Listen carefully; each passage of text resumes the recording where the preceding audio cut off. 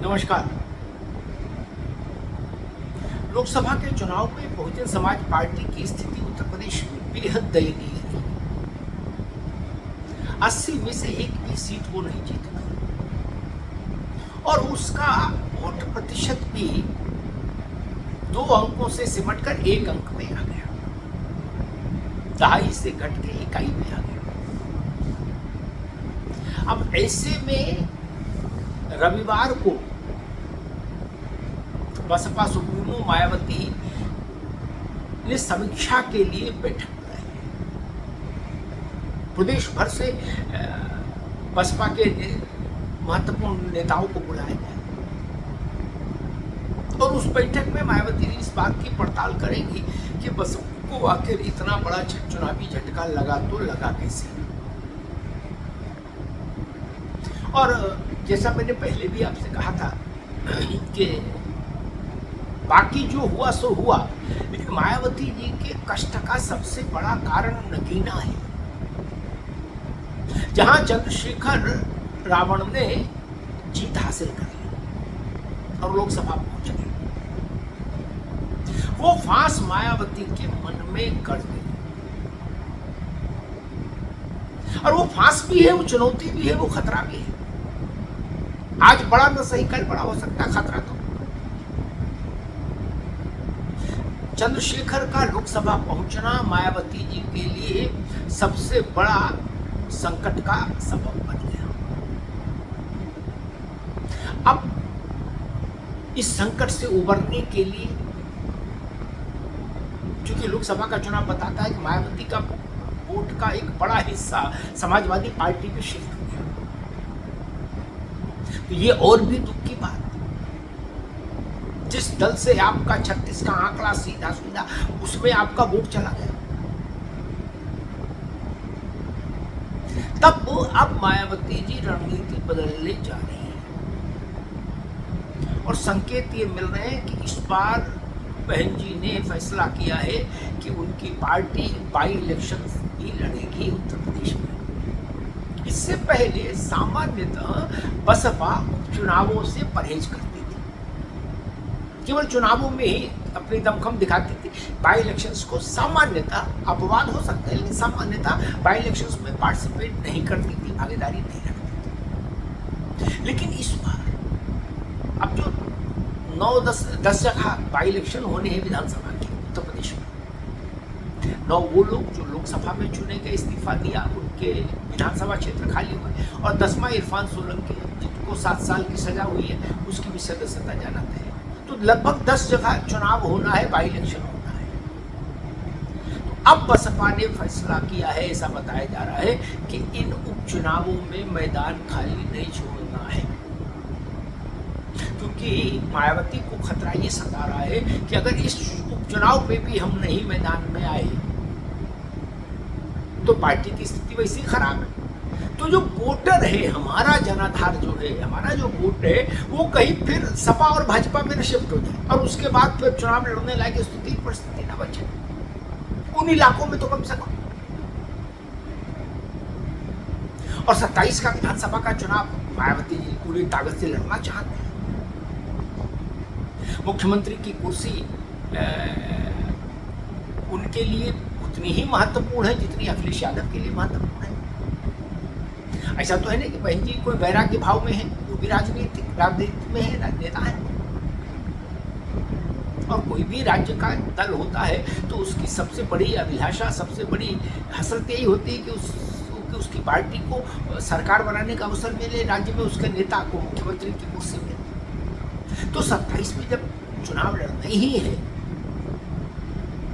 तब अपना vote bank तो बांध के रखना होगा, सहेज के रखना होगा।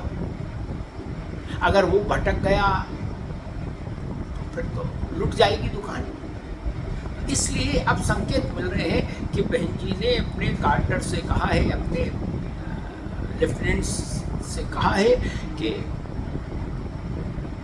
उन सभी इलाकों में सर्वे करिए, स्थानीय लोगों से बातचीत करिए और देखिए कौन व्यक्ति सबसे बेहतर उम्मीदवार हो सकता है उपचुनाव के लिए इन 10 जगहों पर। बसपा चाहती है कि अगर इस उपचुनाव में ठीक ठाक उपस्थिति दर्ज हो जाए तो कम से कम काडर जो डिमोरलाइज रहे लोकसभा चुनाव के परिणाम से बुरी तरीके से, उसको कुछ राहत मिल जाएगी। वोटर जो भाग रहा है हाथी की सवारी से कूद कूद कर, वो थोड़ा थम सकता है शायद, और बसपा के पास अपना परंपरागत वोट शायद बच जाए। हालांकि अभी जो स्थितियां हैं उसमें ये कहना भी मुश्किल है कि इन उपचुनावों में, क्योंकि जो उपचुनाव हैं ये मुख्यतः समाजवादी पार्टी और भाजपा के स्ट्रॉन्ग होल्ड्स हैं। यहाँ जो जिन सांसदों के कारण, जिन लोगों के सांसद बन जाने के कारण ये उपचुनाव हो रहे हैं, उनमें से अधिकांश सपा और भाजपा के हैं। बसपा के पास तो कुछ ही नहीं, कुछ सांसद ही नहीं, इसलिए बसपा की कोई सीट इन बाई इलेक्शंस में पड़ रही हो ऐसा नहीं। लेकिन बसपा चाहती है कि कम से कम हम अपने वोटर को तो ये मैसेज दें कि भाई हम भी लड़ रहे हैं, आप इधर उधर ना देखो, आप हमें देखो। तो उसके लिए मायावती जी ने बैठक बुलाई है रविवार को। अब देखिए उस बैठक में वो क्या नतीजा निकालती हैं, क्या निष्कर्ष निकालती हैं। लेकिन शायद उनके राजनीतिक जीवन में, अब तक के राजनीतिक जीवन की यात्रा में ये सबसे कठिन समय है, जब वो उनके हाथ में ना तो कोई तुरुप का पत्ता है और ना उनके पास कोई ऐसी पुख्ता रणनीति है जो उनके बिखरते वोट बैंक को एकजुट कर सके, जो उनके फिसलते जनाधार को रोक सके एक स्थान पर, एक बिंदु पर। ऐसी कोई रणनीति, ऐसी कोई युक्ति अभी तक मायावती जी के पास हो, ऐसा कोई संकेत और संदेश नहीं। उनके सारे, लगभग सारे पुराने सिपहसालार बड़े नेता उनको छोड़कर जा चुके हैं। अधिकांश तो समाजवादी पार्टी में महत्वपूर्ण स्थानों पर है। रामचंद्र राजभर, मिठाई लाल, इंद्रजीत सरोज, लालजी वर्मा, ये सब बसपा से आज समाजवादी पार्टी में महत्वपूर्ण भूमिका में, महत्वपूर्ण पदों पर है। तो बहन जी किस का जो एक उनके बाद का जो नेतृत्व मंडल था, लीडरशिप का ब्रैकेट था, वो पूरी तरीके से छिन्न भिन्न हो गया बसपा में। अब आप देखिए कोई नोन चेहरा या जाना माना नाम बहन जी के पास बसपा में नहीं। नसीमुद्दीन सिद्दीकी, रामचंद्र राजभर, बाबू सिंह कुशवाहा, इस स्तर का कोई आदमी है बसपा में नहीं जो पहले थे। और सतीश मिश्रा भी नेपथ्य में है, लगभग किसी भी किस्म की सक्रिय गतिविधियों से विश्राम लिए हुए। अब ये विश्राम उनको दे दिया गया, ये खुद लिया, ये तो मिश्रा जी बता सकते हैं। लेकिन वो भी कहीं सक्रिय नहीं दिखते आप, न मंच पर न माइक पर। तो अब मायावती के बाद पहले आप देखिए दर्जन भर बड़े नेता दिखते थे मायावती के बाद, जिनको प्रदेश में लोग जानते थे, जिनका एक अपना राजनीतिक अस्तित्व था। आज नोन फेस मायावती के बाद बसपा में कोई नहीं बचा। ये भी एक बड़ा संकट है। और अपने भतीजे को बहन जी ने बढ़ाया भी था, आकाश को, लेकिन लोकसभा चुनाव में 2-4-5 रैली करा के उसको भी वापस ले लिया था।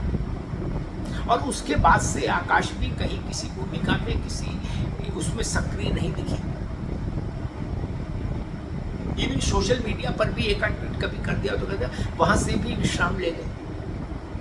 तो इस खतरनाक मोड़ पर बसपा आकर खड़ी हो गई। इसके बीच में बहन जी ने बैठक बुलाई है, समीक्षा करेंगे और एक दूसरा अवसर फिर मिल रहा है बसपा को, छोटा ही सही लेकिन अवसर है कि वो ये साबित करे उत्तर प्रदेश की राजनीति में कि वो अभी महत्वपूर्ण भूमिका में है।